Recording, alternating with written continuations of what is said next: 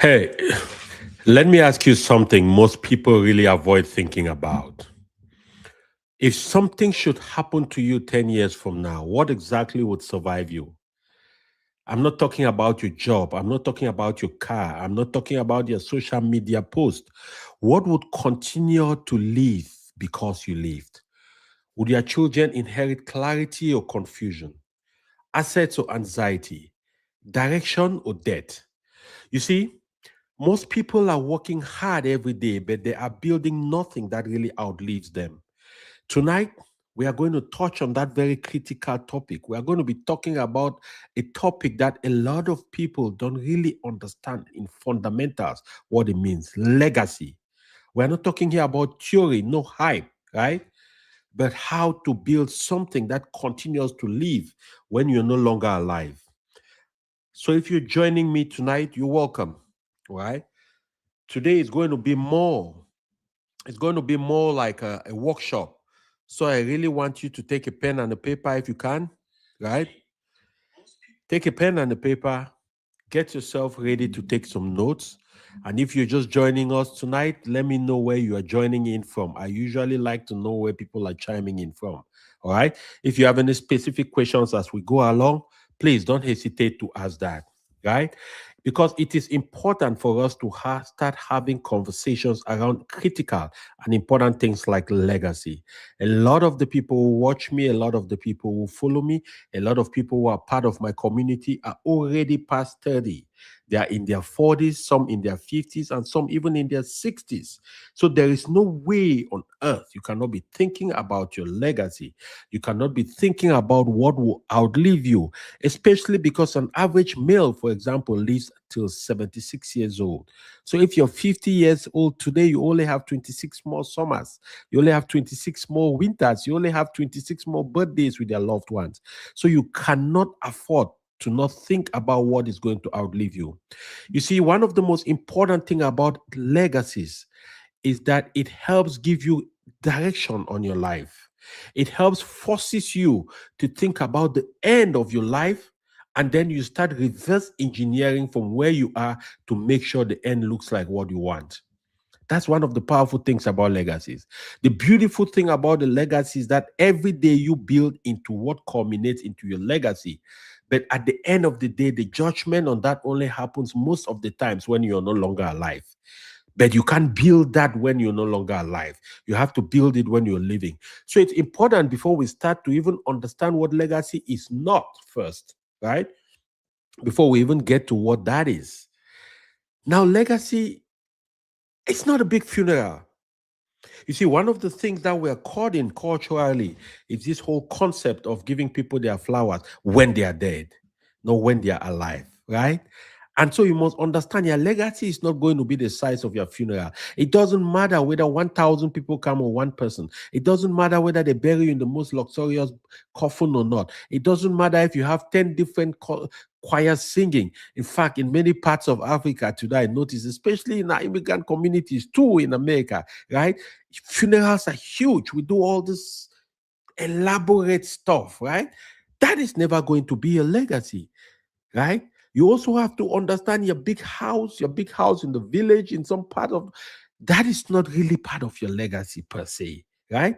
Not just social media tributes, the likes, the great comments people put, all of that stuff, right? Not even the fact that you can even think about me, oh, Gustav is a nice guy. Not even that is going to really be my legacy. I want you to understand something and listen carefully to me, guys. Legacy is really not what people say when you die. It is what continues to grow because you lived. I want you to write that down.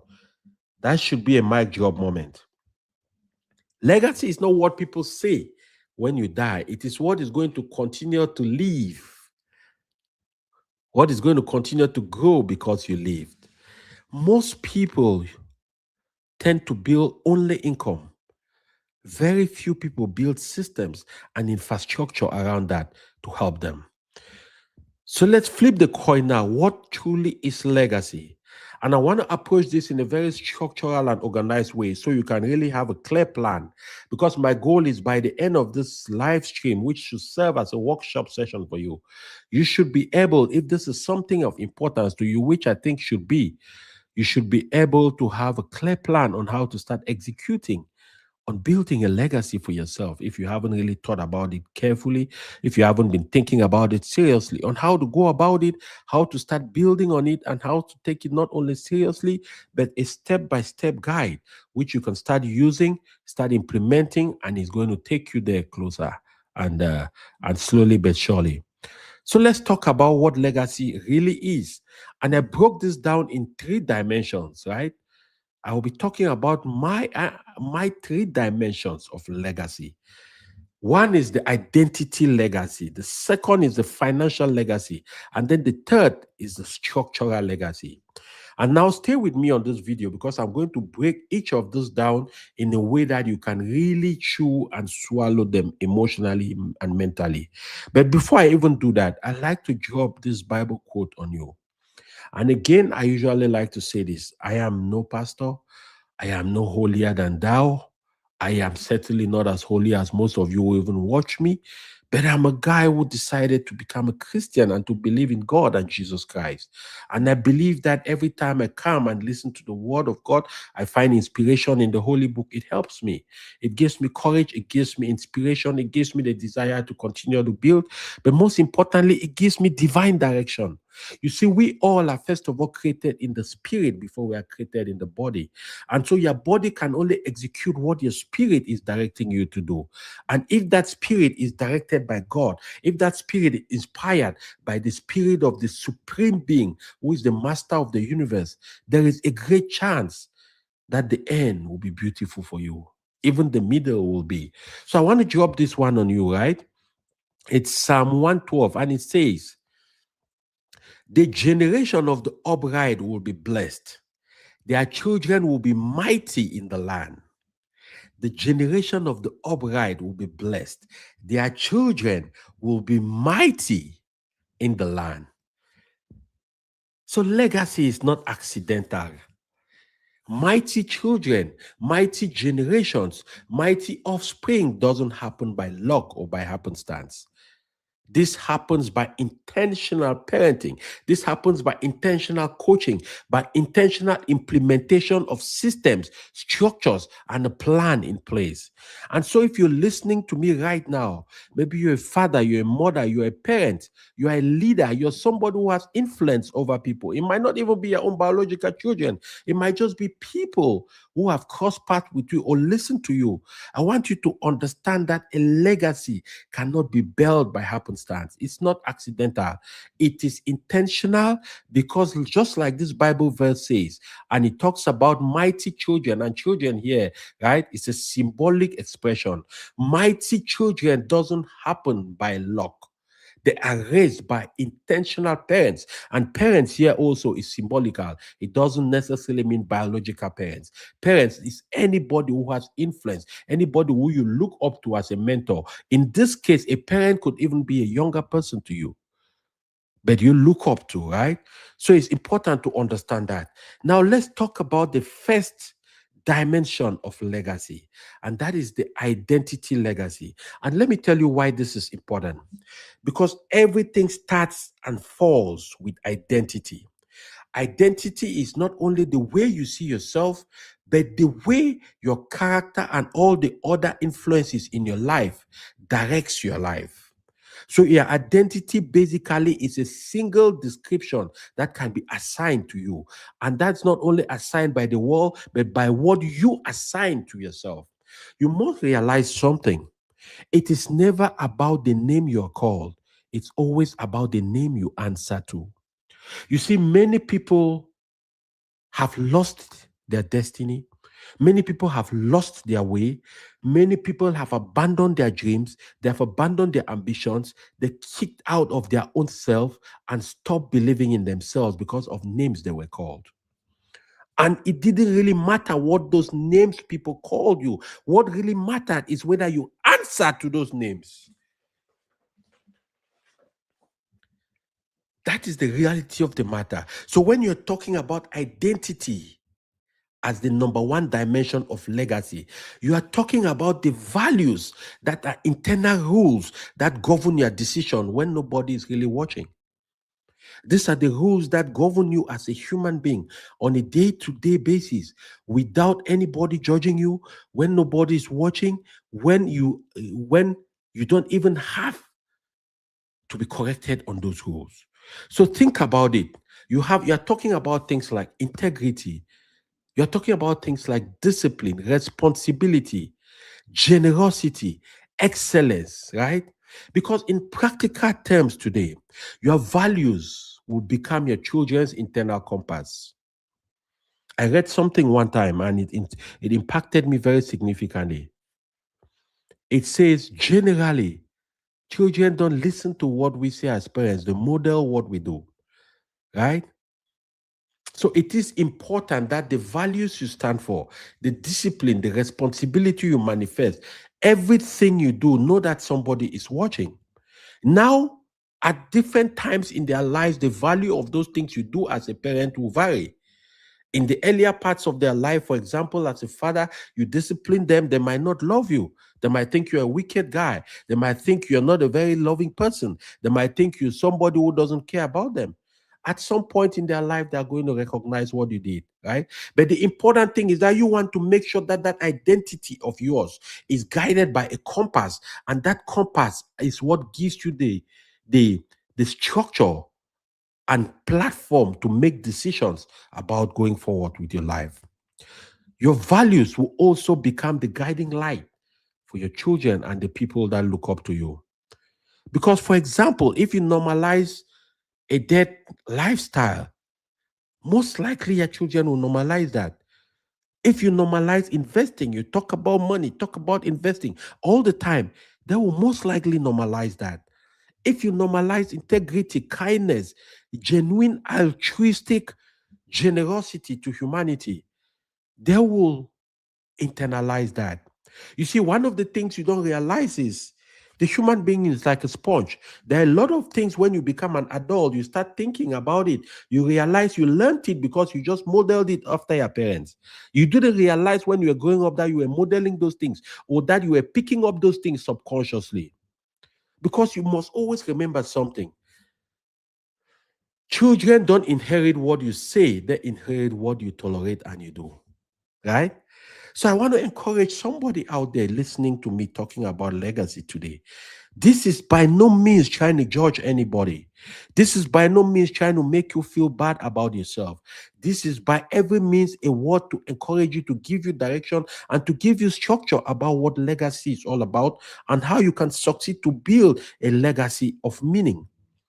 There is nobody who can confidently say they are there yet because it is a continuous work in progress. It is a work in progress because as human beings, we are emotional beings and things change. Today we are happy, tomorrow we are not. Today we are rich, tomorrow we might be broke. Today you might have cash, tomorrow you have a cash flow problem. Circumstances change. Today you have a good job, tomorrow you don't, right? But in those circumstances, as they change, you need to have a template. You need to have a GPS. You need to have something that helps give you direction, even when you feel one way or the other. So you must understand why, in terms of identity as the number one dimension of legacy, right? Integrity and all these different things are important. But let me talk about something. Beliefs. Your belief as part of your legacy identity. Belief is what determines the ceiling. You know, there is a study that indicated that was done on flies, right? And these researchers took flies and put in a jar and closed that jar. And those flies, each time they try to fly out, they hit their head against the jar. Each time they try to fly out, they hit their head against the jar. And after a while, the researchers opened the lid of the jar and it was no longer blocked. And those flies could never fly past that and go out. You know why? because they continue to hit them their heads. So what happened is they condition their belief system to realize and to know that the highest they can go is only to the point where they'll hit their head, which is that lead. And even when the lead was taken off, they didn't have the capacity to fly past that because their belief system had already been conditioned. Their belief system had already been conditioned in a way that they didn't see anything beyond that. That is why belief is so important. Because if you believe, for example, like most of us were raised to believe in different communities coming out of America as immigrants, right? Rich people are evil. Do you remember that one? Most of the rich people we grew up knowing there was always this conception like they did something bad, they killed somebody, they sold somebody, they did something evil to become rich. What that does is it continues to wire your subconscious mind to reject wealth, to reject anything that has to do with economic and monetary prosperity, which is a wrong approach because you need that, as you already know by now, right? Many people say money is not the money doesn't buy happiness, but of course it's right up there with oxygen, right? It is important. You think about beliefs like we are not business people. You know what that means when you say those things? You internalize those things, you make it become yours, you own that belief system, and then you'll be passing over to your next generation the whole concept of your lineage being avoiding of entrepreneurship and ownership. I don't know if somebody is understanding me here. If you're understanding me, I just want to know if you're following up what I'm saying here and it makes sense. Leave me a comment in the comment section. Let me know. When I'm doing these workshops, I usually like interactions because it tells me exactly if you're following. If you also have questions, drop it in the comment section, all right? Because I'm seeing your questions here. You know what? Think about beliefs like this family is unlucky. You are reinforcing a generational identity. You are reinforcing any negative thing that might have happened to your family growing up, which might not even be uncommon because the odds of life say every family will face different kinds of challenges as they go along. Right? So when they talk about generational curses and all these things, and then you come in with that same belief and you keep perpetuating the belief that my family is unlucky and you pass that belief over to your children subconsciously, what are you doing? You are guaranteeing the next 4 generations of your family to be like that, unless maybe your child or your grandchild decides to break that. And they talk about breaking curses. Breaking curses most of the time is just conscious decision to rebel against beliefs that were implanted in you subconsciously. You adopted them, spoke them into your life, but at the point you became aware, you became enlightened, and you decided that those beliefs no longer serve you, and you started speaking against those beliefs. I don't know if I make sense, guys. I hope this is. Because listen, you have to practically start changing your language. And I'm not talking about only changing your mindset, but changing your language. Because when we talk about these things, sometimes it sounds very foreign. The way you change your mindset is to start speaking to your mind what you aspire for, not what you don't want. Because in this life, anytime you stop chasing, speaking, asking, and working for what you want, what you don't want will start showing off more. That's how it is. The mind is very interesting. Listen, do you realize that anytime you buy, for example, a new car, immediately you get on the road, you start noticing that car? It's not like the numbers of those cars on the road changed. It's because that car now is yours, and because it is yours, you're personal about it. Now you start noticing the car. So, whatever it is that you want to change as a narrative for your family, whatever that belief is, start speaking the new belief. The beliefs I speak over my children are the beliefs I want to see come true in their lives. I put my hand over their head and I tell them that I believe you are great. I believe you're strong. I believe you were born to deliver something unique, that you have the gift that nobody else does. And it's not only upon them, but that is the belief I have spoken to myself many times over the years. I have conditioned my belief system to know that I have a unique mission on this earth, and I have to deliver on that unique mission. It doesn't mean I'm special. No. It doesn't mean I'm some different. No. It just means that I keep telling myself that there is no way God created me for every ordinary stuff. There is probably a mission he required that I deliver on. And what that does is that it starts rewiring the belief in my mind. It starts telling me that no matter the circumstances that I might have faced in my life, no matter the number of bankruptcies, no matter the foreclosure, no matter the financial ruin, no matter the whatever is happening, losing family members, losing my mother and my father, becoming an orphan, it doesn't matter. What matters is what I believe. And I believe that in this life, in the years going forward, I have a mission. And part of that mission is helping you to get into the belief systems that build legacies. Because when you build legacies, then you seal your name in the sands of time. And when you seal your name in the sands of time, then you transform generations to come. So when you're talking about practical changing language in your home, you start, instead of using languages like "we are broke," even when there is significant trouble, even when maybe you've lost your job, cash flow is tough. Instead of saying something like "we are broke," switch that around and say, you know what? We are rebuilding. I have rebelled a few times in my life, and during the process when I was rebuilding, I had to find a way to believe in my mind that it was not a punishment from nobody. It was not a process of permanence. It was a temporary process. One of my mentors, Les Brown, usually say, "You never say you are broke. You just say you have a temporary cash flow problem." Right?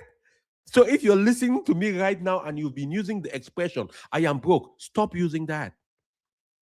Tell yourself that you have a temporary cash flow problem. Tell yourself that you are rebuilding for better things to come. Guys, everything in your life starts with believing. Everything you build as your legacy will start with believing. Then you live from belief. Now you get into discipline. Discipline is all about delayed gratification, because in today's world where we live, right? Amazon delivers in 24 hours. I can order something right now. Amazon will deliver it at 3 a.m. in the morning, even less than 24 hours. Crypto promises overnight wealth. You buy these cryptocurrencies in a year, it's going to go to the moon. You will make millions. Social media is out there selling lifestyle illusions.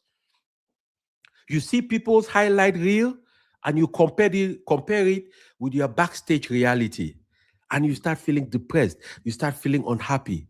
Legacy builders think in decades, not in dopamine hits. That's why one of the things I talk about a lot is about the long-term mindset. You don't think in months, you think in decades. You think about the long term. When you're a legacy builder, when you're somebody who is trying to bequeath a legacy, leave a legacy and leave a legacy.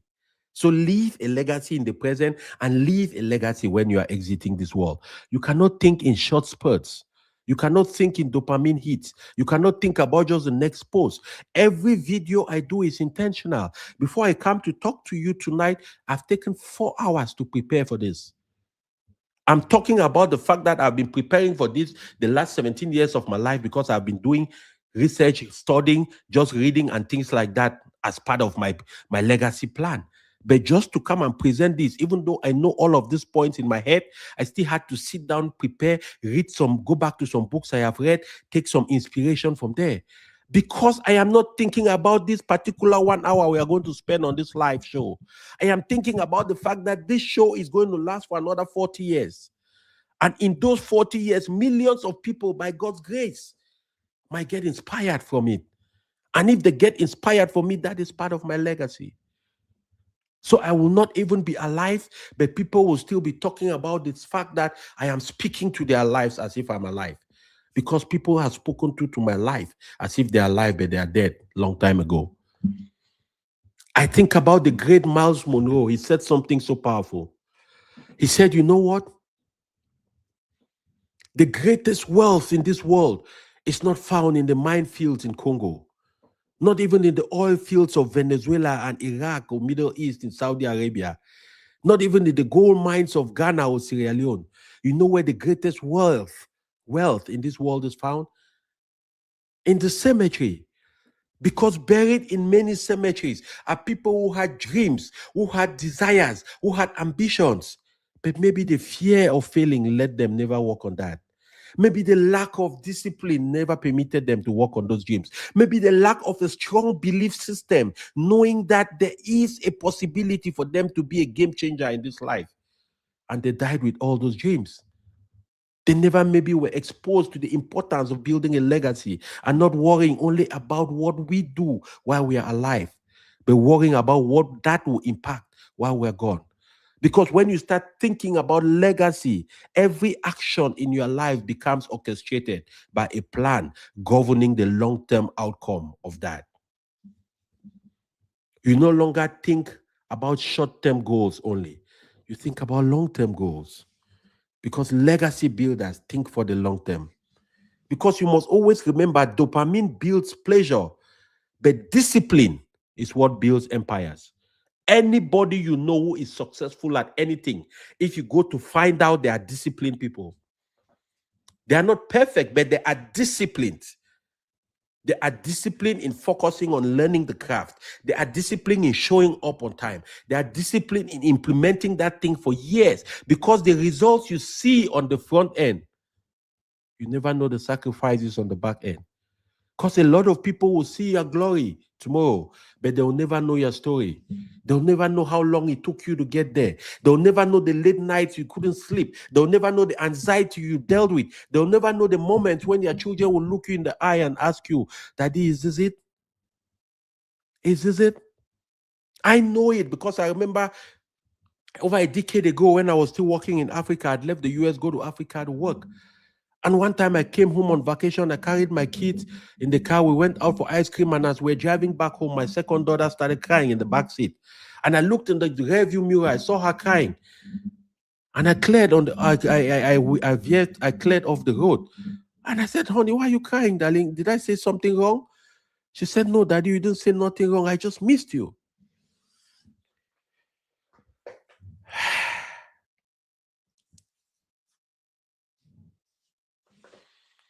Nobody knows those sacrifices. I'm the only one who felt it in here. Not even my wife could understand. I never told nobody. But I felt the pain like a dagger. You know what? All I was trying to do is to pick a better life. All I was trying to do is to build something that would outlive me. And because of that, I couldn't see my daughters every day. And when my daughter told me that, at that time, she was what? That's over 10, maybe 9 years ago, 10 years ago or something. She was still a baby. Probably 6 years or 7 years or something. Guys, so when we're talking about legacy, we're talking about belief systems. When you are trying to reformat your identity, you are talking about belief. You're talking about discipline, right? Discipline, which means doing the things you need to do, even when it doesn't feel comfortable, even then it doesn't feel good, even when you don't feel the pain. Listen, today was one of the toughest days for me to come and do this live stream. I ate in the afternoon. I have not been feeling good. I have been having some light ankle pain. I'm just low. But I told myself, Gustav, you cannot do things only when you feel like doing. You know why? Because as you know, you stick to the plan and not to how you feel. That's how it goes. The third thing about identity as the number one dimension of legacy is giving. Giving teaches abundance. Giving transforms your psychological circumstance from a circumstance of lack to a circumstance of abundance. And don't get me wrong, I'm not talking about giving to the extent where you don't even have anything. No. But I'm talking about the fact that the most valuable time giving makes the most sense is when you are giving from a place of not complete. You don't have everything you need, but you can still afford to give. So you are not giving the extra. You are giving out of a sacrificial position. That is how you build legacies. Because what that does is that it starts transforming your mind, that there is no lack in your spirit. There's only abundance.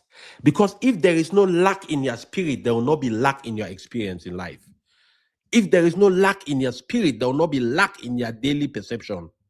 I know that because at one time I was going downtown St. Paul with my wife who had received a ticket, and she decided to contest the ticket. And as we drove, we parked next to the courthouse. But because most courthouses are in the downtown area, so you have to park like 1 block away and walk to the courthouse.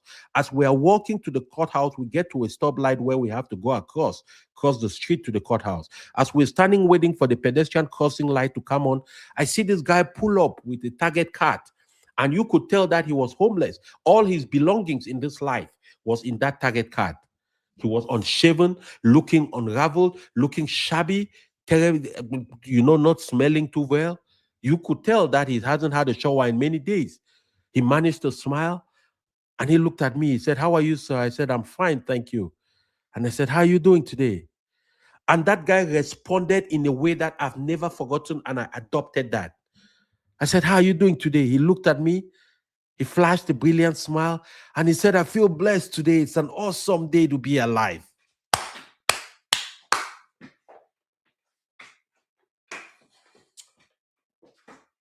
Guys, I feel blessed today. It's an awesome day to be alive. Listen, this guy probably didn't even know where his next meal will come from. For sure, he didn't know where he was going to sleep that night. I don't know if he was heading home, he was going to look for a new area where they will not send him away. But even in all of that, even though there was lack in his physical experience, even though any average human being will look at him and believe that he was at his lowest in his life, but in his spirit, there was abundance. His spirit was telling his mind and his experience internally first that I have abundance.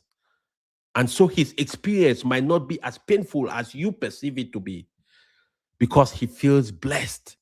And it was an awesome day to be alive. Right? So giving teaches that abundance psychology. Giving builds compassion.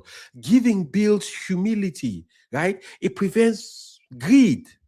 Because when you have a giving spirit, you tend to not have the spirit to hold stuff. You tend to not put too much value on material stuff, because you realize that material stuff is temporary. Material stuff can never really satisfy the human spirit, because material stuff will always need more to become better. You always think there is something more you need. It rewires your scarcity mindset when you give. Your children should see you actively giving. Your children should see you giving not only in terms of material stuff, in terms of your time, in terms of your spirit, in terms of the things you do, even just pursuing the things that mean a lot to you in your spirit. Those who look up to you learn from that. I don't know what your ages are watching me today on this video. I don't know where you're watching me from, whatever part of the world. But if you're watching me, it's because there is something to you believe I'm contributing into your life. And don't underestimate your own contribution. I see some of your comments sometimes. I see a lot of you on different social media platforms. I follow some of you. I learn a lot from you too. So I don't want you to feel like you don't have it. But I want to remind you that when you do give, it is a very powerful path towards rewiring your identity. And we're not talking here, everybody has their style. Personally, I believe in a lot of sacred and anonymous giving. I believe in giving in quiet. I don't believe in giving for the fanfare of it. I don't believe in giving with cameras running all over the place. That might be a style, nothing wrong, but just have that spirit of giving. Just have that spirit of giving. I know people who, if it's in terms of earning capacity, if it's in terms of the salaries they make, if it's in terms of economic abundance, the proportion of what they give, not only in terms of money, their time, their effort, their sacrifices, is significant. And when you see those people, generally they are happier. Generally, they are more content. I learned this from my own father. My father is the greatest giver I've ever met in my life, to the point where there were times in my life I was very frustrated with him because I felt like he gave everything he ever had. And in a way, he really did before he died. He really did give away everything he ever had. But there was no one time in my life I ever felt like he wasn't a happy, content, and fulfilled man. To him, giving was part of his DNA. And that's where I learned about the concept of giving. Because I saw my father, I saw my mother doing that on a daily basis. I remember when we were growing up in our house, we were never less than 30, 35 people in that house. On Sundays, you even have about 40, 50 people in our home for lunch. There was always enough. There have never been a time. There are times where at the farm when I was growing up, there will be food on the table. I'll look around and there are like 40 people. And I'll see my dad will be saying, yeah, it's going to be enough for everybody. Come on, guys, let's have food. And you'll be cringing, thinking maybe that's not enough, but it ends up being enough. You know why? Because that spirit of giving makes everybody psychologically feel abundant. So the physical food that comes is only an icing on the cake and it's not the foundation of the feeling. Giving. Your children should see you give. Your children should see you being kind. Your children should see you being altruistic to other people, especially because we live in a time today when the entire focus is only on me, I, and myself. Oh, it's all about me. It's all about my family, my this, my dad, my car, my doctor, my house, my lifestyle. No, life is not like that. Because everything in this life you're going to get, somebody will give you, consciously or unconsciously. You go interview for a job, somebody is going to give you the job offer. It doesn't necessarily mean you are the best person for that job. I have had jobs where I interviewed one of my first IT jobs about 14 years ago when I was in the IT industry. The first job, one of the first jobs that got me in the industry. When I got on that interview, this lady asked me, Gustav, how are you doing? I said, I feel blessed today. What an awesome day to be alive, because I copied that response from that homeless guy in Minnesota. And a few weeks later, we went out for coffee, and my manager, Cynthia, the lady who interviewed me, she was not even my manager, she was my senior director. She told me, Gustav, let me tell you something. When I interviewed you, technically, I had interviewed 21 people. Technically, you were somewhere in the middle or the lower half in terms of technological savvy and your skill set.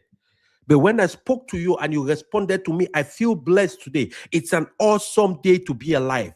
I realized that skills can be taught, but attitude cannot be taught. And everybody wants to work around somebody who has the right attitude. Everybody. People spend 8 hours at work. They don't want to be around guys who are complaining or girls who are whining and complaining every day, who look frustrated. How are you, master? We're just trying that. This life is too tough. Nobody wants that. Everybody has their own baggage they're carrying. So anytime people come around other people, the most they expect or most you should care about is how you can make other people feel better. That's powerful, right? Your children should see you helping quietly. Your children should see you sacrificing a little bit of your time. They should see you doing things that might not necessarily deliver results now, but will deliver results in the future. I talk to my children a lot about the purpose, the power of purpose, the power of legacy. I talk to them, of course, about investing too. But I also want to give them a balance to understand that it is not all about money. That is even secondary or tertiary. The first thing is, first of all, finding it in yourself. What is the mission you are called upon to deliver on? Once you do that, then you understand how important legacy is. Once you understand how important legacy is, then you go out now and start doing the things that will build towards that in your life. Now let's talk about the second dimension. We talked about the first dimension, which is identity. And identity, of course, includes discipline. It includes your belief system, of course. It includes purpose and things like that, right? Let's talk about the second dimension of legacy. And this second dimension is financial legacy. Now, you certainly want to leave the first dimension, which is a belief first in the people you influence. That's the first thing. You want to build that belief in your own self. That's how you start building a legacy. Now, the second dimension, you want to build a financial legacy, because most people confuse money with legacy. Money is temporary. Assets, which is a key component of legacy, is transferable and long lasting.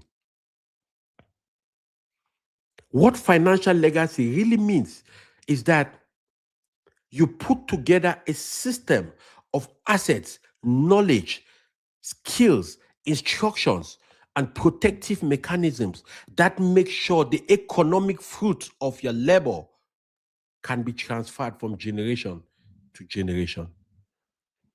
So, a key component of financial legacy is the accumulation and protection of assets. And when I'm talking about assets here, I'm talking about things that produces income that can be used to foster the agenda of your legacy. Let me tell you one of the things in this world we don't really, a lot of times people don't understand. The greatest donors in the world are the richest people. So if they don't do the things that it takes to become rich and make money, then they will not be able to donate as much as they donate to what they are donating for.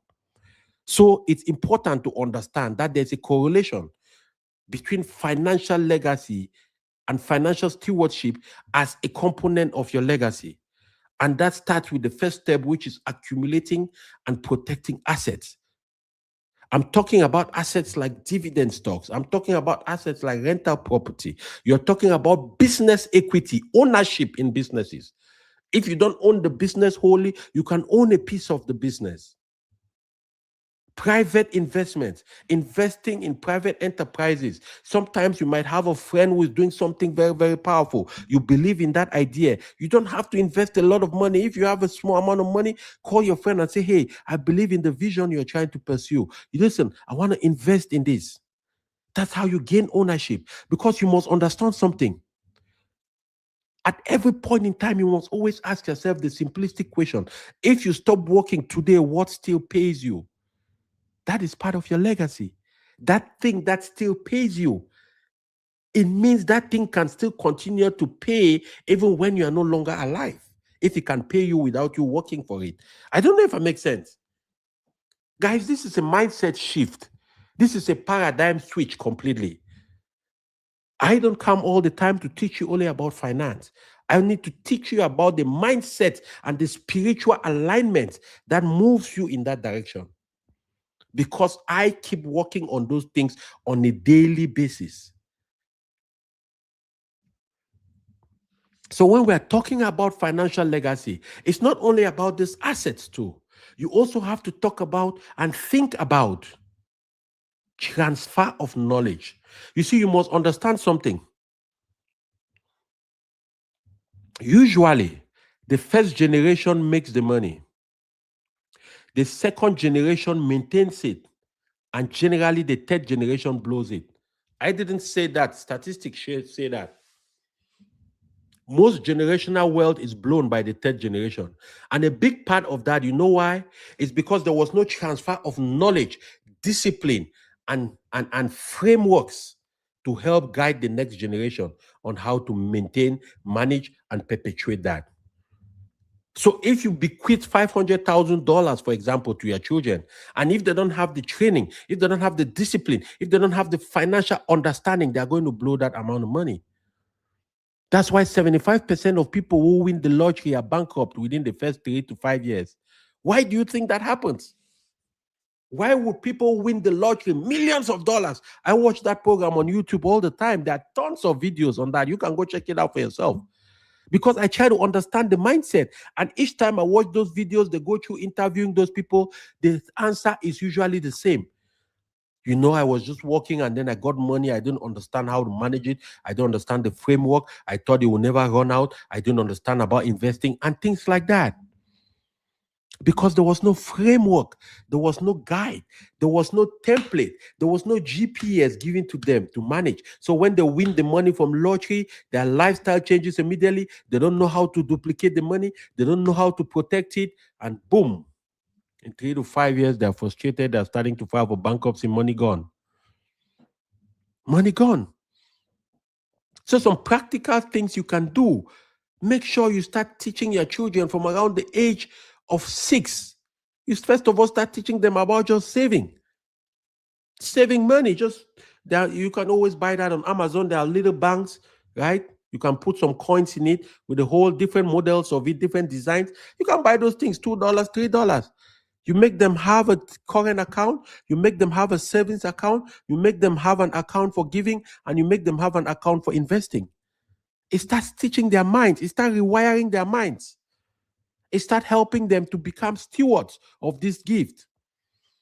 By the time they get to that teenage age, you start teaching them. By the time they get to maybe 11, 12, you start teaching them about compounding, what compounding means, how it matters. All the time, very often, probably every week, a week and a half, I always call my kids one at a time and I show them their accounts. I say, you see what is happening to your account? You see what the investment has been doing? You see how it's happening?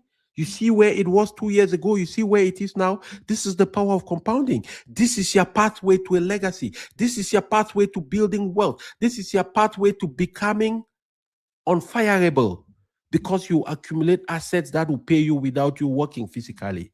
And if you start early, like you start, I always do the demonstrations for them. I go show them, you are at the age of this. If you only be able to do this by this age, you will. I do all those demonstrations. That way, they get motivated to come to me when they have money.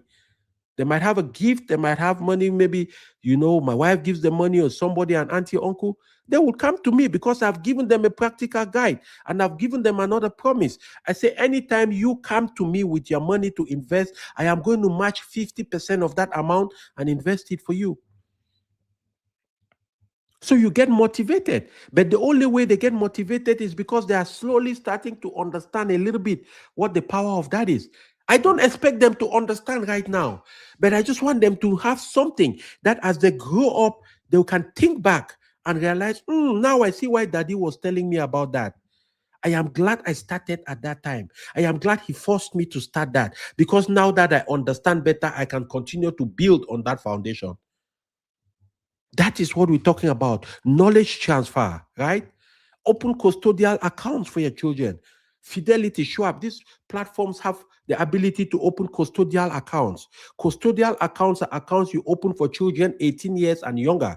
You are holding the account in trust for them. So generally, you own the account. They own the account, but because they are not adults, they cannot administer the account by themselves. So you manage the account until they get to the age of 21, 21 years. You can give them that account. In some states, it can be 18. Okay. But let them see, I have custodial accounts for our children, and I show them the accounts, right? I show them what is happening. They actually have access to it too, right? They don't check it, of course. Children, they don't care much. But I keep encouraging them, keep pulling them. I have a good friend of mine, Dr. Edimo Harik.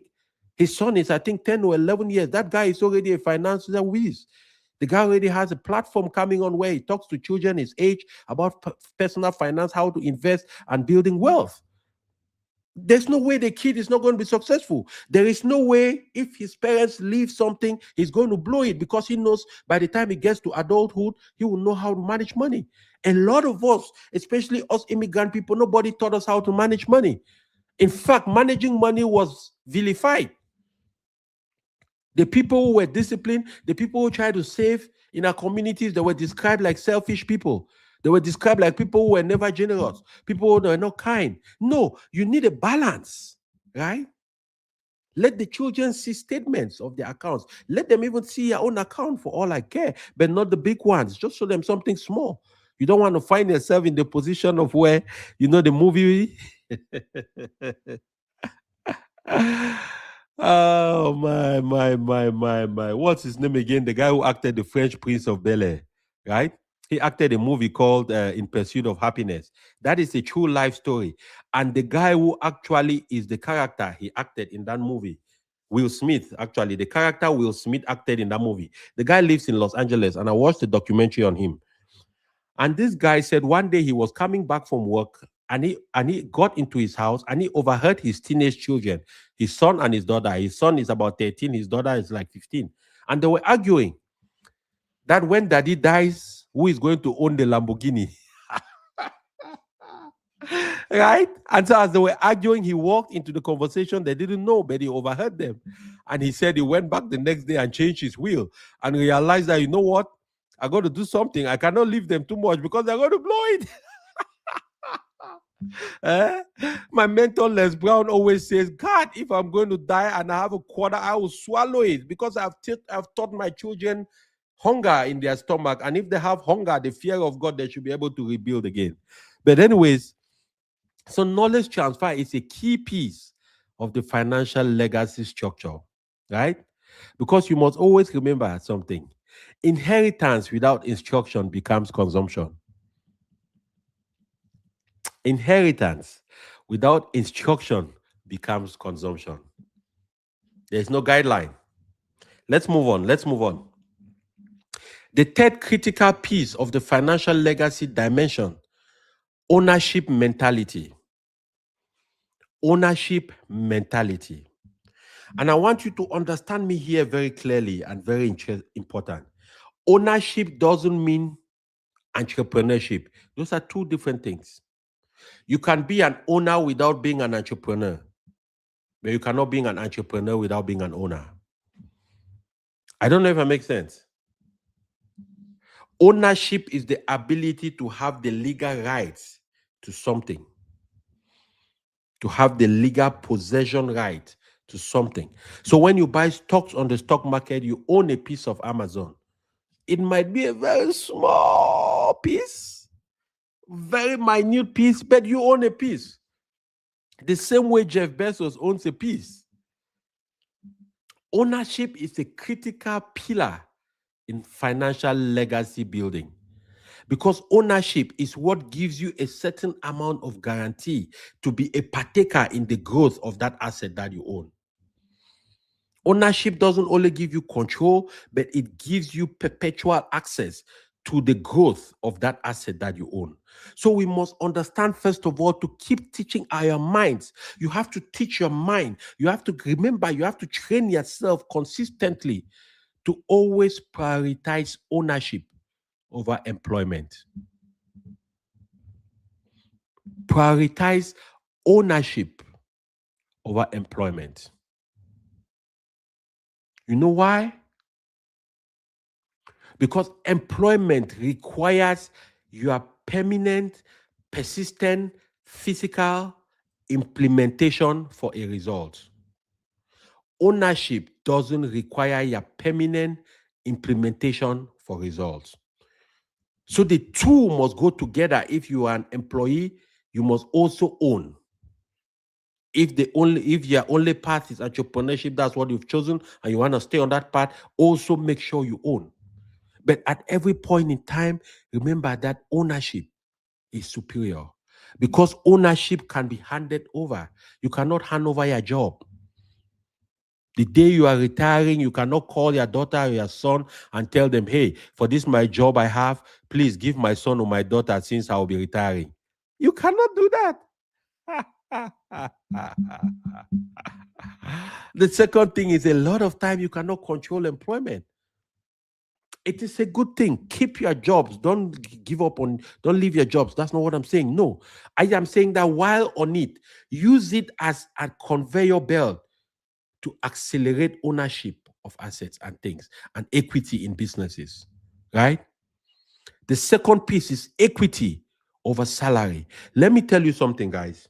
And I experienced this in the IT industry. Unfortunately,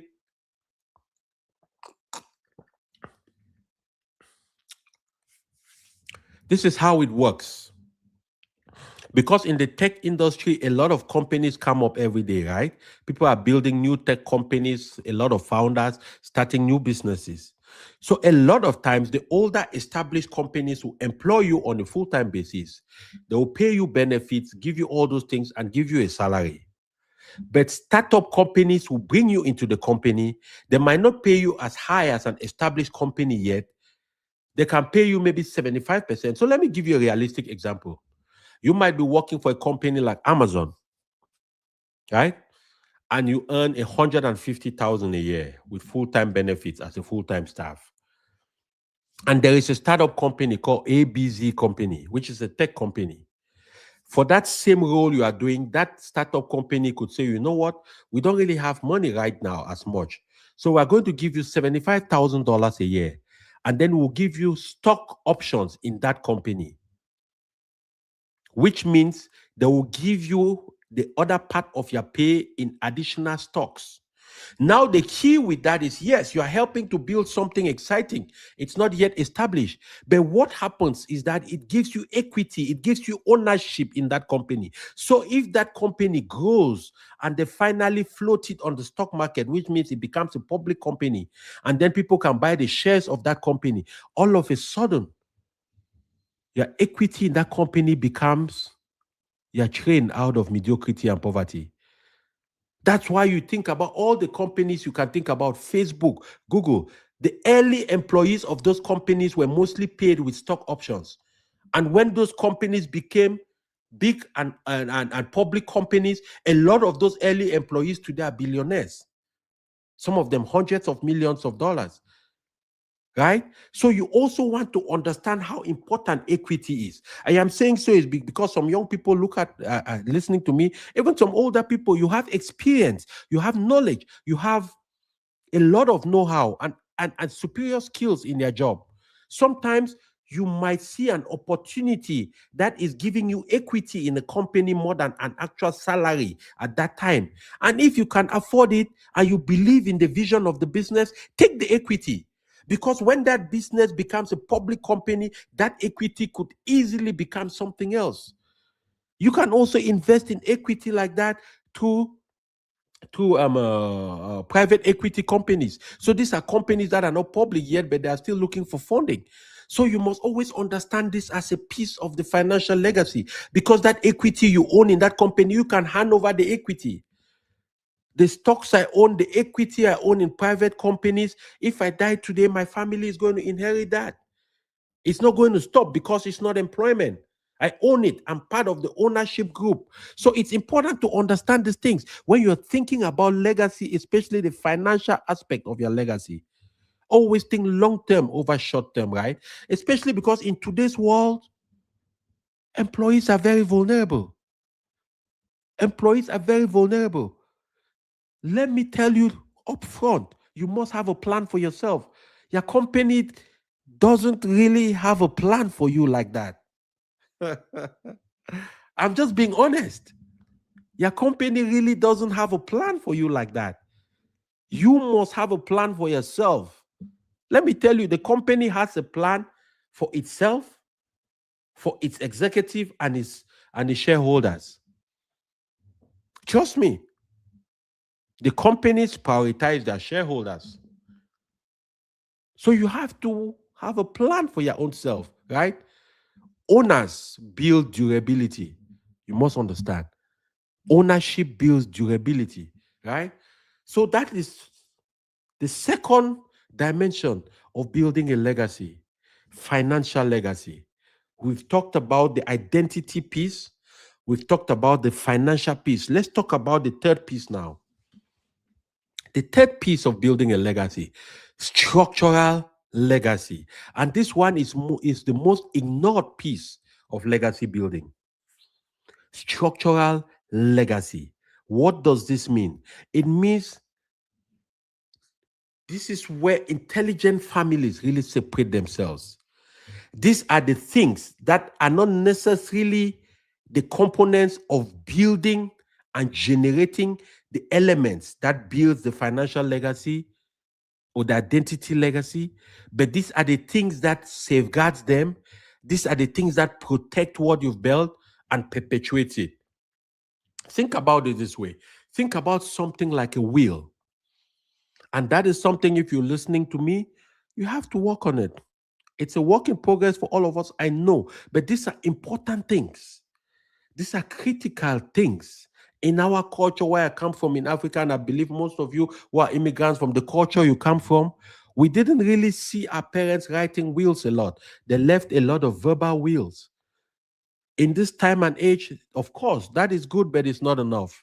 You also have to put it in writing. It is very important to put it in writing. Yes, it is important to talk about it too. The important things in my life, I talk about it to my wife, I talk about it to my close family and people that need to know, right? But I also put it in a will.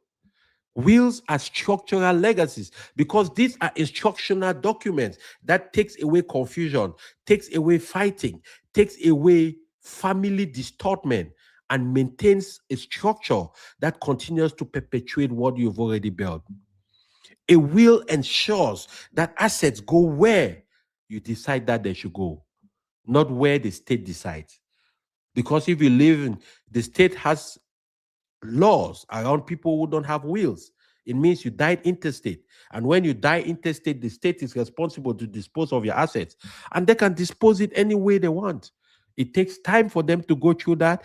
It has to go through probate court. Probate court means they have to research if you owe something, if you owe taxes, you owe anybody. It takes years. And during that time, your family doesn't have access to whatever it is that you bequeath to them. So it doesn't make sense to build this whole thing and then you don't have a structure to guide it in the event of your passing. So, structural legacy, we're talking about wills because without a will, courts decide your family's future.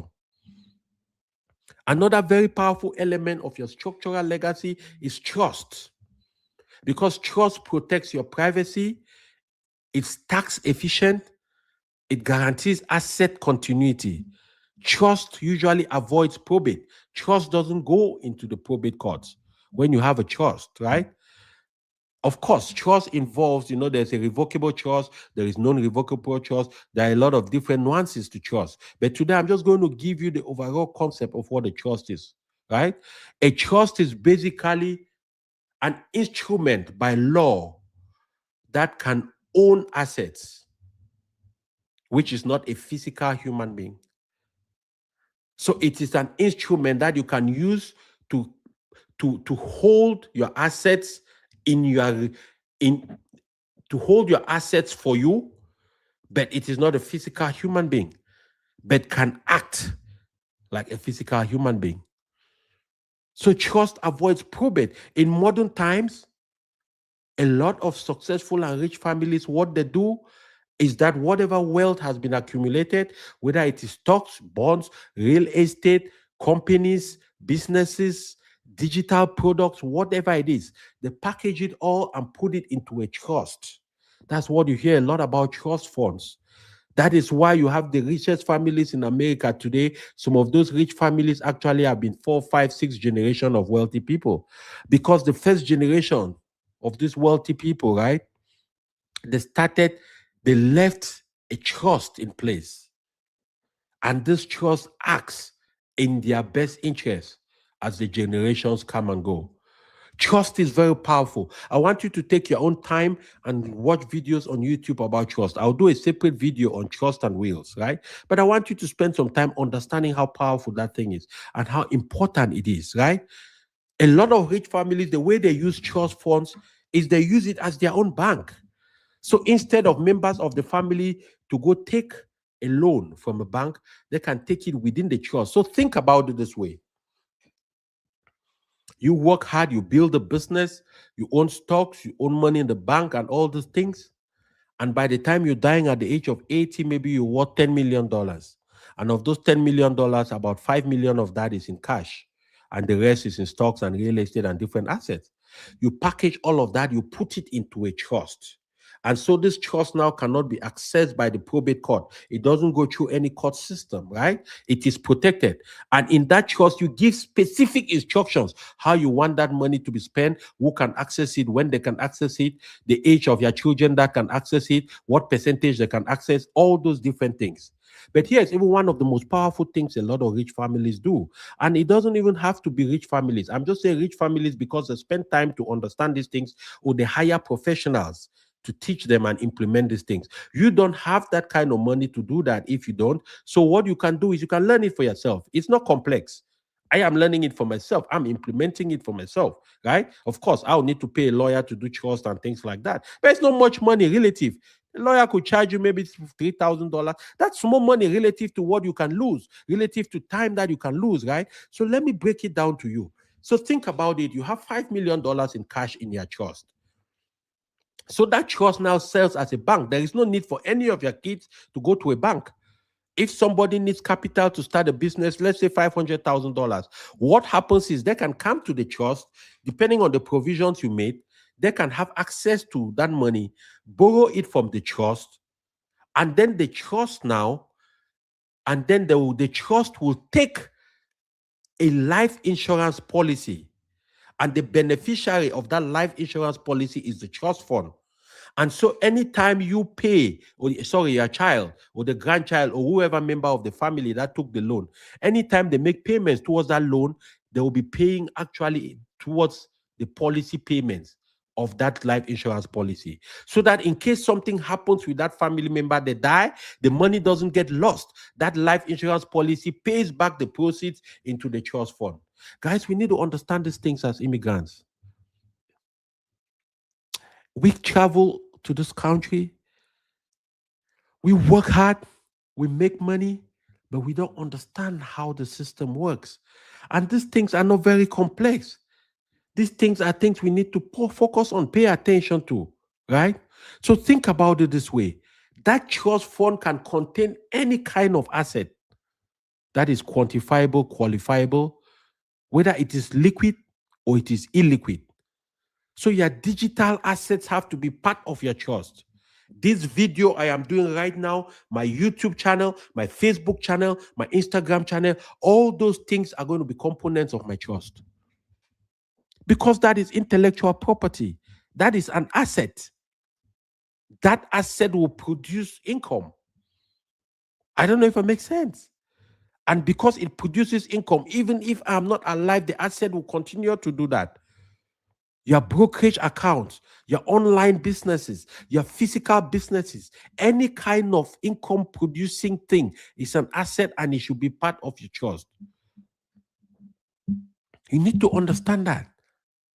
And when you have those things, you need to make sure, if you have a spouse or whoever is your confidant in your life, right? If you're married, a spouse, if maybe you have a close partner, whatever, whoever, but you need to make sure somebody knows how to access those things, to access them.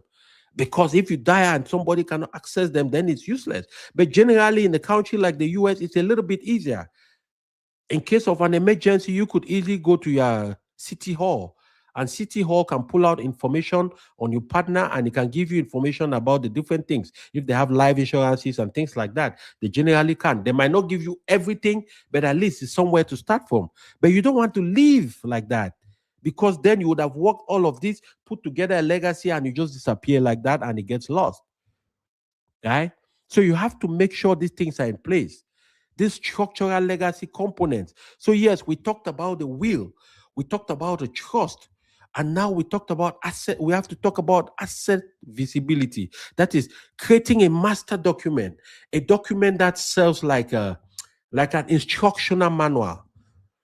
Like when you buy a car, there's a handbook in the car. That car indicates how to operate the handbook helps you operate the car, right?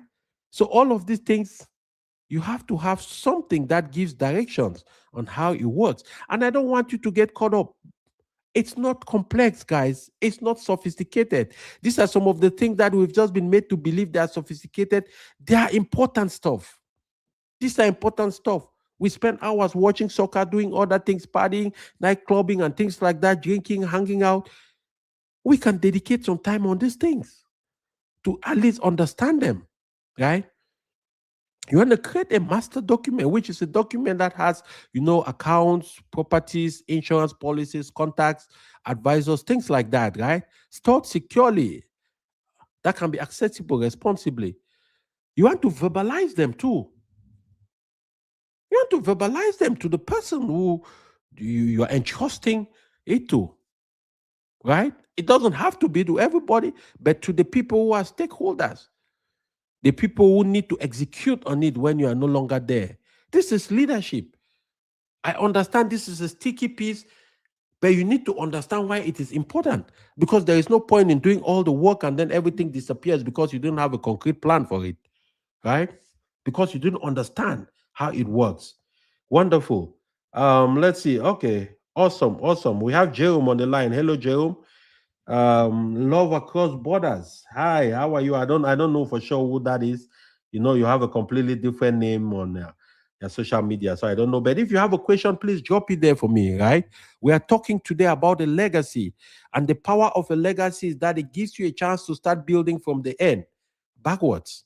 It gives you a chance to see yourself at the end and start doing things now that will deliver you that vision you have for yourself.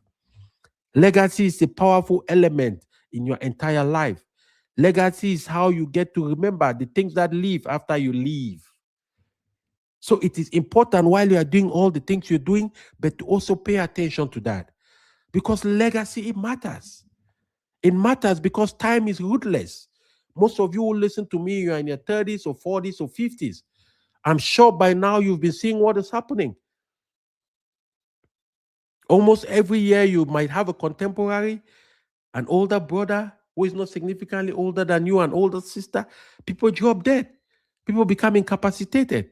Time is ruthless. At 40, you realize you are no longer building for yourself alone. You realize you have children. You have people who look up to you. You have adopted children. You have children you're sponsoring around the world. You have people who look up to you, who join into you. Think about it for a second. In all my social media platforms, I have about 12,000 people who have subscribed to those channels. These are people who decided to subscribe to my channel. They were not coerced, they were not forced, they were not paid to do that. What it means is that they look up to me in a certain way. They look up, they take the things I say seriously. So there is no way I can sit here getting to the age of 49 years young in March, and I'm thinking I still have time. I don't. Because it's no longer about me alone. It's about my children, my family, my wife, the people who look up to me, my sisters, my brothers, you, my community. It's about all of you. So I no longer think about just me. I think now about what happens if me as a person, I am not here. If I'm not available to tell you this, at least you will be able to come to this video and watch it, and you will be able to instruct you. That is what I'm talking about. Because you are building for continuity. You are building for the long term. When you are young, you build income, guys. I want you to pay attention. When you are young, you build income. When you mature, you build impact. I want that to sink. When you are young, you build income. When you are mature, you build impact. You will probably notice that as you get older in life, the things that used to be of very importance to you is no longer of that level of importance. Sometimes you don't. For example, at the age I am now, I cannot tolerate tight-fitting shoes. 10 years ago, when I was young, if the shoe looks good, it's a nice shoe, and I want to wear it, I will fit my toes in it. Damn, if it hurts, it hurts. I will smile. I will still keep going. Now I cannot even tolerate it. I just can't. I'm just telling you, it's that tough. Right?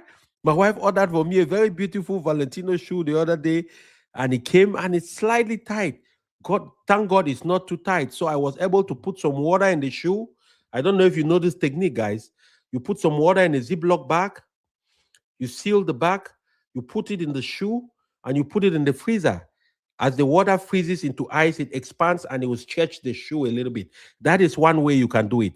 The other way you can do it, you can take the pair of shoes that is tight, you wear a pair of socks, you force your foot in the shoe, and then you take a hair dryer and you warm the areas that is tight on the shoes. When you warm those areas very well, you walk around your house a little bit. In the house, you don't need to go outside. You just walk around, because as you walk around, your foot and the sock, because it's tight, you will keep pushing the leather. It will stretch it and stretch it into perfect fit. Now, if you learn something from that, guys, don't forget to drop me a momo or something. I'm just kidding, right? But what I was just trying to say is, listen, you want to build continuity, right? You want to build impact. And when you're building impact, what happens is when you start becoming impact focused, you start slowly losing interest in some small things that don't really make as much difference anymore. You start focusing on the things that create impact, which are important things, right? And I cannot define that for you. But the reason I'm talking about legacy is because when you start thinking about your legacy, then it starts defining all those things for you. It starts helping you see the things from the perspective of what you can implement and how it will resonate at that point. You must understand something. Generational poverty is mostly structural. As I've already shown you here, generational poverty is a lack of legacy vision. Because where there is legacy vision, then generational poverty can be broken. If your father didn't have, it doesn't mean you wouldn't have. But for you to have, you have to ask yourself, what is it that he lacked that stopped him from having? Was it the education? Was it the lack of exposure? Was it the lack of courage? Was it the economic opportunities? Once you identify those things, then you start working towards those things.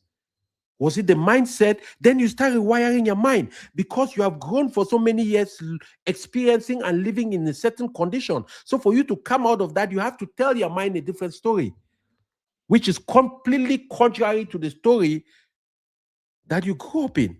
But when you're telling your mind that story, it doesn't mean you have to hate the place you came from. It has to serve as a lesson. It has to serve as a reflection. It has to serve as inspiration, not as a place that you are ashamed of, not as a place that you hate to talk about. Because we live in a time today when people tend to minimize where they came from, to minimize their upbringing, without recognizing that upbringing is what molded you. That is what defined you. That is what stretched you. There were points in my life where life was tough. There were points when life was great. There were points where my parents had. There were points where they were completely bankrupt and annihilated. There were points where I would go see my dad to go to school. He would not even have as much money to give me to pay child support to go back to Bamenda before I buy stuff to get shopping to go. But during those times, he never pretended to be who he wasn't.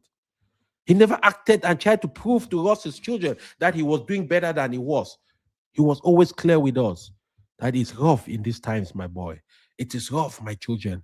We have to work on the farm. We have to wake up at 5 a.m. every morning. We go plant some potatoes. We plant cabbage so that we can harvest that, sell some, and go to school. There were times like that.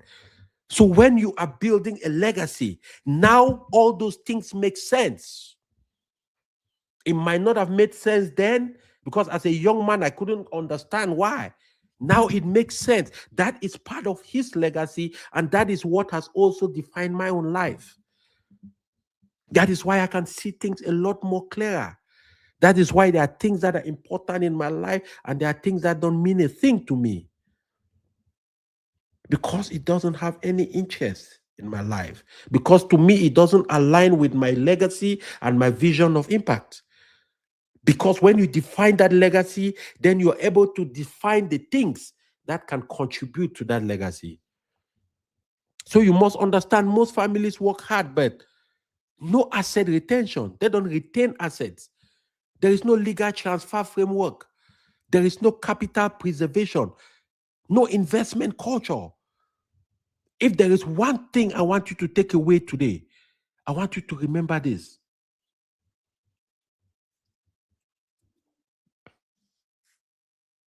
There is nothing more important than building the mindset of investing and accumulating assets.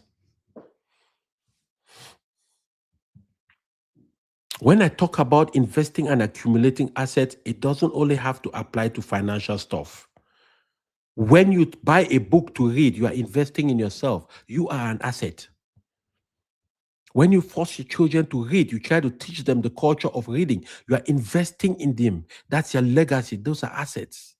You are teaching them things, right?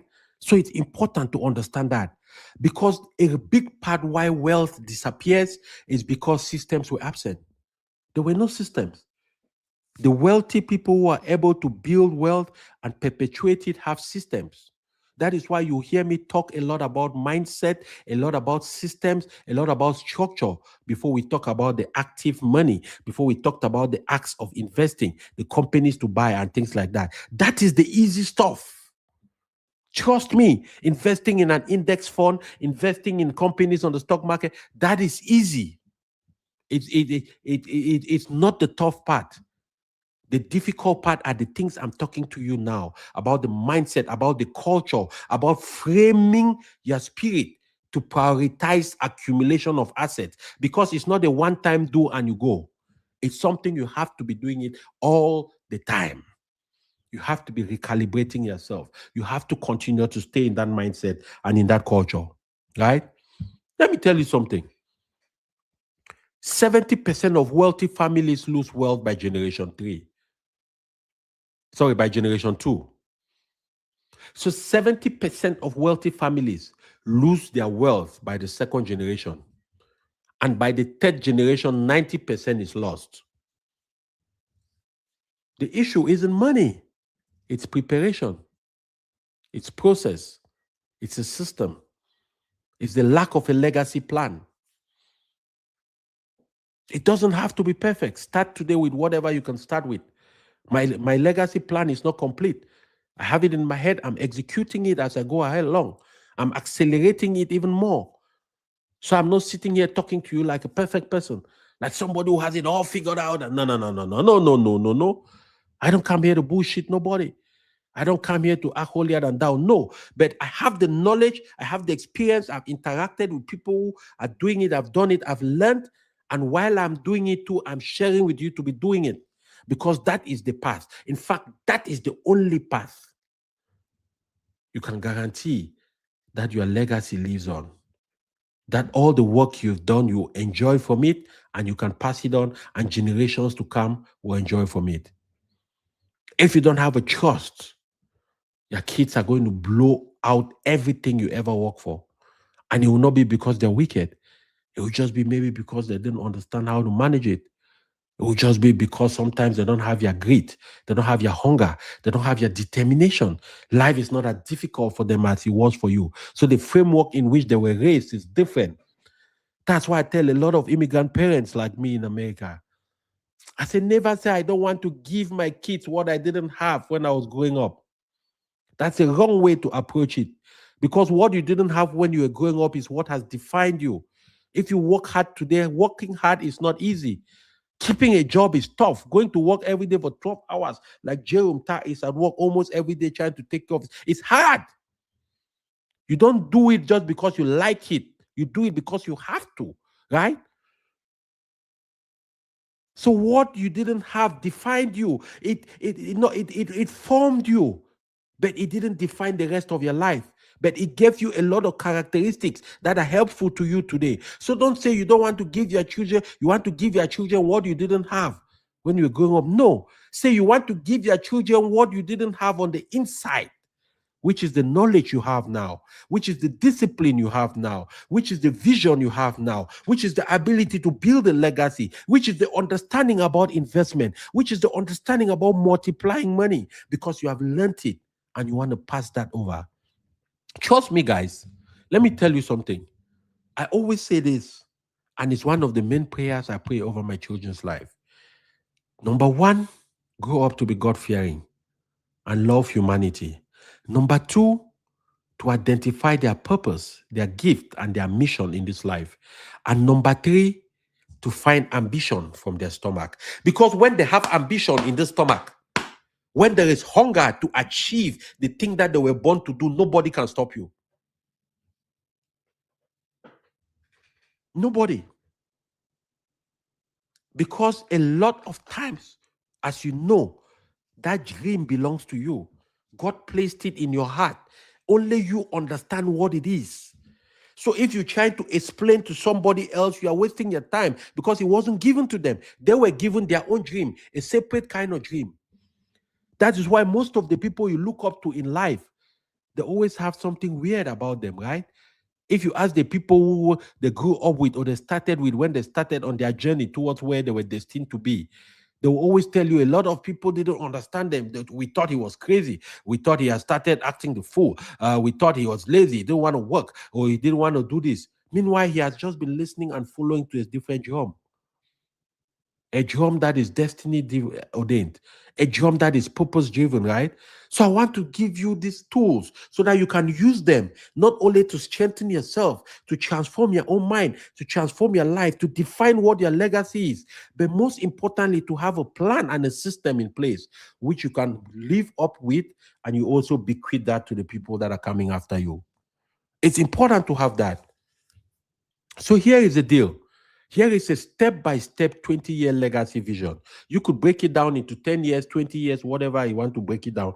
That is fine. Let me just give you a practical exercise. And this is not gospel. It's just a guide. Just take it, see what you can do with it, see where you can start. Because the worst thing that could happen to you is not to start at all, right? The first thing you want to make sure you identify your net worth. Your net worth is basically where you are right now. Your net worth, in simple terms, is you take your assets minus your liabilities.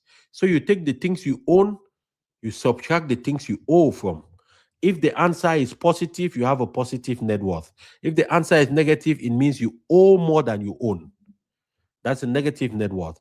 And then from there now, you can put together a net worth goal for 20 years. What do you want to be? What do you want your net worth goal to be? $5 million, 6 million, 10 million, 2 million, whatever it is. What kind of assets do you want in that net worth goal? You want some stocks, you want some real estate, you want what? Intellectual property. What's your investment income target?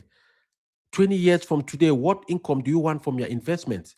So basically, if the stock market grows by 10%, if you have $1 million invested, it means every year your portfolio grows by $100,000 averagely.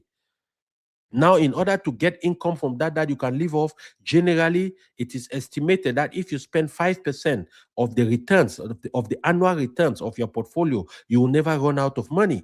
So when you are thinking about the legacy plan, you're asking yourself, okay, 20 years from today, if I want the income I get for, if my annual income to live and have the kind of life I want to have is $100,000. Now you want to be able to build a portfolio of assets that passively can give you $100,000 a year. And that $100,000 should be about 5% of that portfolio returns. So if the returns is $100,000 a year, if you want to make sure that you never run out of money, then you can only take 50,000, which is 5%. But if you need 100,000, then you want to make that portfolio 2 million. So that way it returns 200,000 a year averagely. You can withdraw 100,000, which is 5%, and you enjoy for the rest of your life. And now you know that that portfolio is what is going to be part of your not only your will but their trust, so that way your children can continue to receive those returns from the portfolio, and the capital will only continue to grow. Because remember, you're only taking 5% and the other 5% is compounding still. That is how in 2 or 3 generations from today, well structured with a plan and everything, they'll be sitting on hundreds of millions from regular people, right? So I need you to understand why it is powerful to do this 20-year legacy vision plan. Because when you do the 20-year legacy vision plan, and again, that just depends on your goals. It doesn't have to be 20. It depends on your age. It depends on your goals. It could be 5, it could be 10, it could be 15, it could be 20. Just whatever works for you, right?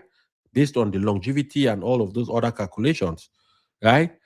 But you want to think about the family values. What are the family values? Family value statement, education funding plan, right? In 20 years, you want to own, for example, cash flow properties. You want to hold X amount of money in diversified assets. You want your entire asset calculation to be X amount of money. These are the things you have to put in that plan, right? And now you want to be able to put down other things. Maybe your great grandchildren should have access to capital, or maybe they should graduate debt free, or whatever the plan is, right? You want to put that in those plans. That is clarity. And then when you do that, you start working towards that. You start taking steps towards that. You start making sure that you're acting in that direction. For example, a big part of my clarity plan 10 years ago was to make sure that by the time I'm dying, my message would have reached 1 billion people in the world. Now that was the overarching clarity plan, legacy plan, including other things, financial plans, things like that. There are a lot of other details. But I just want to give you one example and show you how I walk towards it, right? Now, as I put that plan in, I ask myself, okay, what would it take? Because my physical body cannot travel around the world. What will it take for me to do that? The way I can get that is therefore multiplying myself, leveraging the power of social media and the internet. Now, how do I leverage the power of social media and the internet? By being part of platforms that disseminate information to people. Now, when I become part of those platforms, what do I talk about? Yes, I have the message in my head, but how do I translate it in a way that it can be attractive and it can contain somebody, it can attract somebody to stay on it for an extended period of time and understand? And then I start doing it. And as I'm doing it, I'm getting better. As I'm doing it, I'm getting better. For the first, I registered my account on YouTube in 2014. That's 12 years ago. For the first 9 years, I was doing nothing. Once in a while, I'll just record a video, put it on YouTube. I didn't even understand the power of this platform. I didn't even understand the business of YouTube. I didn't understand that this platform, how it really could take me to my goals. And as I kept going, I started understanding more. I started understanding more. I started accelerating my plan towards my legacy vision. I started accelerating my plan, adjusting the plan, making sure that it fits into, of course, my family plan too, but also that it drives my own plan. Because you must understand your family plan is a combination of individual plans that come together. Even within the family, it is important that each individual has a chance to pursue the things that is meaningful to them. Otherwise, you both will die very unhappy. Money is not going to solve that problem alone. The problems of human existence, human joy, human contentment, and fulfillment is not only found in money. Money is just a tool. Money is a lubricant. Money is not the actual tool. It's not the beginning and the end. It is important. It provides for all of these things, but you must also have a bigger vision for yourself, right? So you put down some of those things. That starts giving you a lot of clarity, right? And then you want to build transferable assets, of course. You want to avoid things like lifestyle creep, right? Flash spending, just spending because you know you got carried away. You find yourself in the nightclub with your friends, and all of a sudden you're spending $2,000 on champagne. No, it's not a worthy way to live. You must think about when you have a plan, when you have a legacy plan, you don't do those kind of things, right? You want to build on index funds. You want to build on assets. You want to build on stocks. You want to build on real estate, on intellectual property, on a social media platform, building your brand, building your message, writing books, writing articles. All these things culminate into that. Legacy money compounds quietly, but never stops. It never really stops, right? So help yourself now draft the legacy process. It doesn't have to be perfect. Just start writing it down, whatever ideas. Get a notebook. This is mine. This is my idea notebook. Anything that comes to my head, I have one with me in my room. I have one in my office. Any idea, I have one in my car too. Any ideas that come to me, I write it down. I bought it on Amazon, $5.99 for a packet of 4. It comes with a pen. Have this with you. If you don't have it, it's fine. You can always use your phone. But just have a way of capturing ideas when they come to you, capturing things and then trying to execute on them. Because the only way you are going to get out of the situation and build the thing you aspire for is execution, relentless execution, right? So train the next generation, train your children. When they are 10 years old, teach them about savings, get them saving jars, piggy banks, right? 15 years old, teach them about index funds in their teenage years. When they are 18, you want to open them their Roth IRA at 18 so they can, even before 18, you can open them a Roth IRA. If they have earned income, they can start investing in their Roth IRA. By the time they're 25, you're discussing asset allocation. You're discussing other bigger things, even earlier than 25. But by 25, you are discussing legacy stuff. Now they have a better understanding of what legacy is all about. Don't just leave them money, leave them mindsets, leave them the spirit, leave them the drive, leave them those guidelines, leave them things that can document and can give them a compass in life. Money is not enough. That's why, as I told you, first generation makes the money, second generation, 70% of the money is lost. By the third generation, 90% of the wealth disappears. You don't want to be one of those, right? And build a giving architecture. Giving becomes your policy. You start incorporating the ability to give your time, your dedication, some money, some resources, whatever it is you have available. You don't have money, give your time. I remember when we were growing up, there was a lot of community activities. If they were building a road in the village or a road in the local city, usually the community contributes. They can come out with labor to help the construction workers. They can come out with transportation wheelbarrows to help move gravel, different things. They don't have money, but they are contributing manually. So think about contribution in every aspect of value, right? You can dedicate maybe a 10% family giving fund, maybe a 5% family giving fund. I'm not talking here about an obligation to do it by some Christian or biblical guidelines. If that is part of your practice and your belief, it is fine. But I'm just talking about giving because you feel deep in your heart that it is worthy of doing, that it is important, right? Community projects, scholarship projects. I went to school in CPC Bali, the secondary school I went to in Cameroon. We contribute, we make donations. There are people who donate a lot of money to charitable projects, to scholarship projects. One of a big part of my legacy program is a foundation for my mother and my father, because there were people who taught me kindness. They taught me leadership. Everything I am in this life, everything I ever aspired to be, my father and my mother taught me. Sometimes not by what they said, but by the lives they lived, by the way they treated people, by the humility in their lifestyle, by the kindness, by the dedication to the community, by the fact that they knew no boundary when it comes to humanity. They raised children who were never children of their own. Some are appreciative, some are not appreciative. It doesn't matter. They never judged. They just kept doing the best they could with what they had. That is it. There are times in my life we didn't have electricity, we didn't have water, we didn't have telephone connections for years. It was all cut off. Hello?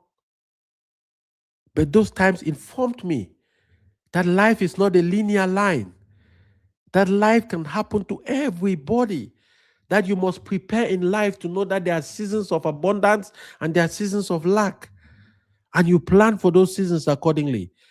And sometimes the seasons of lack is not financial, it's not material. It could be spiritual. It could be lack of belief. It could be lack of courage. It could be lack of tenacity. It could be lack of dedication. So you must always think from that perspective, because generosity is what keeps world spiritually safe. Trust me, when you're generous, people pray for you. People wish you well. Of course, you always have people too who don't wish you well, but the prayers of those who wish you well are going to be louder. And so you see the impact. If not to you, it will be to your future generations. And that is part of the legacy plan, because you're not thinking only about yourself, you are thinking about what comes after you. So you want to understand, you want to generate. When you generate, you multiply. When you multiply, you protect and preserve. And when you protect and preserve, you perpetuate. You perpetuate, which means you keep it longer than you. Legacy is repeated discipline, institutionalized. And by the way, I will be hosting a webinar on the 26th of February. Look down in the description of this video. You will see a link and you can join that webinar. It's called the Clarity, Wealth, and Legacy webinar. And I'll be breaking down concepts like this. And most importantly, I'll be teaching you how to get started with investing and building wealth on the stock market. If you're doing that already, kudos to you, but come on, because I'll teach you some other techniques to accelerate. If you haven't started, this seminar is for you. You must join, because you will learn that. But not only that, I'll help give you clarity of where you are with your life and how you can get to where you aspire to be. All right. If you don't even want to join the seminar, maybe you want to do a one-on-one, that's fine. There is a link down in the description of my videos. You can click on it, book a one-on-one appointment with me, and we can have a conversation on your specific situation. I can help you. I can give you some not only some ideas, but I can give you a roadmap, a practical, easy to implement roadmap that you can start implementing immediately, and you will see results. All right. But here's the deal. I know you've been hanging out with me for a little bit.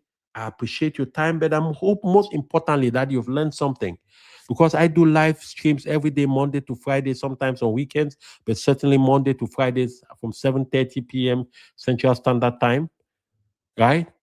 And the reason I come to do these live streams is because I want to make sure to live full, but to die empty.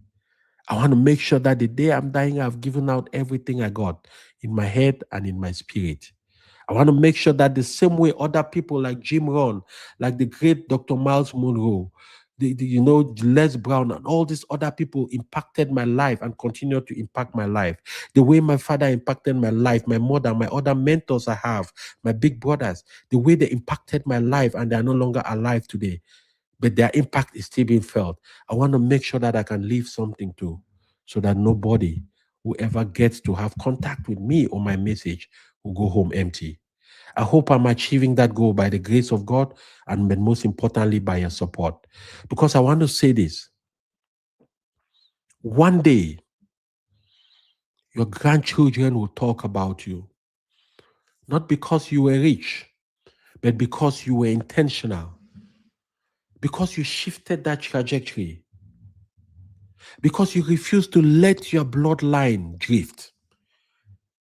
Remember, legacy is not accidental. Legacy is not by happenstance. Legacy is carefully, intentionally crafted and engineered for outcomes that are desired. And tonight, you begin engineering yours.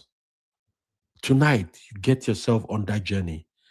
And tonight, I know for a fact that no matter what circumstance you were brought up in, no matter what anybody had spoken upon your life, trying to convince your mind, your spirit, your emotions to believe that you are not smart, you are not strong, you are not capable enough. I want you to know that you are enough, that you were born to do something memorable, that you have in you the ability to transform not only yourself, but to transform people around you. And that legacy is never measured in size, it is measured in impact. And impact multiplies, amplifies, and compounds as the years go by. Until the next time, be well, be blessed, and by all means, never stop being a blessing to somebody. Bye for now. I will see you in the upcoming webinar. Make sure to register, secure your seat because I plan to have only 30 people in that webinar. That's it. We're almost full. So make sure to secure your seat. Bye for now, guys. See you in the next live. Have a great weekend.